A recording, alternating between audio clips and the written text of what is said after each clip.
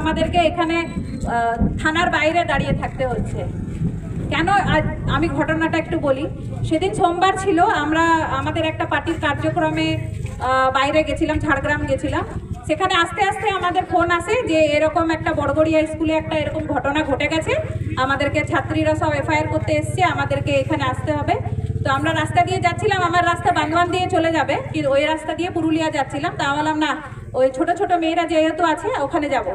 তো সেখানে আমরা 8-10 জন ছিলাম। আমরা সাথে সাথে এখানে থানাতে আসি, বড় থানাতে।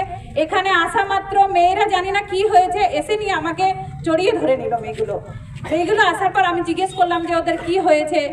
তো ওরা পুরো ঘটনাটা বললো যে দিদি আমাদের সাথে মানে অনেক দিন থেকে হেডমাস্টার আমাদের সাথে এরভাবে নির্যাতন চালাচ্ছে, মানসিক শারীরিকভাবে নির্যাতন চালায় আমাদেরকে। যেভাবে আমরা হাঁসখালিতে দেখেছিলাম পিঠা করার জন্য ডাকতো, তো টিএমসির লোক ঘরে ঘরে গিয়ে ওদেরকে ধরে নিয়ে আসতো, ভালো দেখতে যারা বউ মেয়ে তাদেরকে বলতো রাত্রে আসবে পিঠা করতে। সেরকম এই হেডমাস্টারও, যে এক সময় এ শিক্ষা সেলের একটা প্রভাবী নেতা ছিল, এখনো সে টিএমসির সাথে জড়িয়ে। সে আরো জঘন্য অপরাধ এটা, কেননা সে বাচ্চাদের সাথে এটা করেছে। সে প্রায় সপ্তাহে 2 থেকে 3 দিন এই হোস্টেলে থাকতো এবং পালি করে নিজের রুমে মেয়েগুলোকে ডাকতো ওর কাছে। আর তাছাড়াও সারাদিন বিভিন্নভাবে মেয়েদের উপরে নির্যাতন চালাতো। এই হচ্ছে টিএমসির নেতারা। আপনারা যদি ভেবে মানে দেখেন রাজ্যের ঘটনাগুলো, যেভাবে এর আগে আমরা দেখি আরজি করার ঘটনাটা, সেখানেও আপনারা দেখবেন যে কোনো না কোনোভাবে টিএমসির নেতারা কিন্তু এখানে জড়িয়ে, এবং পুলিশ প্রশাসন সবাই তাদেরকে বাঁচানোর জন্য একদম মরিয়া হয়ে পড়েছে। কেউ কিন্তু তাদের বিরুদ্ধে মুখ খুলে না।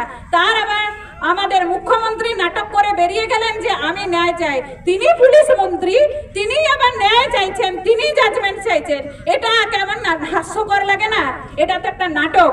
এরপরে আপনারা যদি দেখেন তো সাউথ কলকাতা ল কলেজে কি হয়েছে। সাউথ কলকাতা ল কলেজে একটা টিএমসির নেতা, সেখানেও টিএমসির নেতা জড়িত।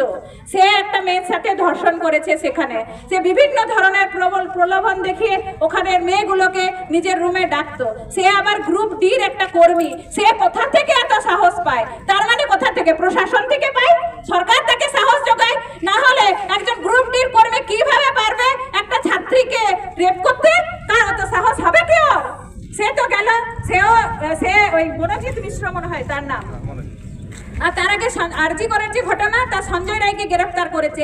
একটা গরিব শরীফ সিভিক পুলিশ তাকে কোন রকম ভাবে জড়িয়ে সেখানে ওকে গ্রেফতার করেছে আরজি করার ম্যাটারে। সেখানে পুলিশেরও চোখ খোলা উচিত যে যদি বলি করতে হয় তাহলে পুলিশকেও কিন্তু বাদ দিবে না।